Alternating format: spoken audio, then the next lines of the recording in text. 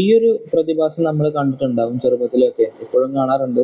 ചെറുപ്പത്തിലൊക്കെ നമ്മൾ വിചാരിച്ചിട്ടുണ്ടാവും അത് പുകയാണ്, അതായത് ജെറ്റ് വിമാനമൊക്കെ പോകുമ്പോൾ ബാക്കിൽ പാരലൽ ആയിട്ട് ഇങ്ങനെ പോണതാണ്. ഓക്കെ, ആക്ച്വലി അത് പുകയൊന്നുമല്ല, അത് ക്ലൗഡ്സ് ആണ്. Contrail clouds, upper tropospheric clouds എന്നാണ് പറയാ.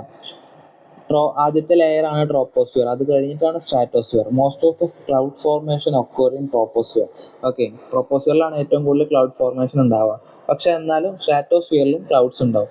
ഈ ട്രോപ്പോസ്ഫിയറിൽ അത്രയധികം ക്ലൗഡ് ഫോർമേഷൻ നടക്കുന്നതുകൊണ്ടാണ് ഈ ജെറ്റും അതുപോലെ ഫ്ലൈറ്റ്സ് ഒക്കെ ട്രോപ്പോസ്ഫിയറിന് മുകളിലൂടെ ട്രാവൽ ചെയ്യുന്നത്. ഓക്കെ, അപ്പോൾ ഈ ജെറ്റ് വിമാനം അത് ട്രാവൽ ചെയ്യുമ്പോൾ, അത് പോകുമ്പോൾ എന്താ സംഭവിക്കാന്ന് പറഞ്ഞാൽ, ജെറ്റിന്റെ എഞ്ചിനിന്ന് വരുന്ന മോയ്സ്ചർ കണ്ടന്റ് ഈ ട്രോപ്പോസ്ഫിയറിന്റെ മുകളിലുള്ള സ്ട്രാറ്റോസ്ഫിയർ, അതിന്റെ ബോർഡറിനെ പറയണ അല്ലെങ്കിൽ ബൗണ്ടറിനെ പറയുന്ന പേരാണ് ട്രോപ്പോപോസ്.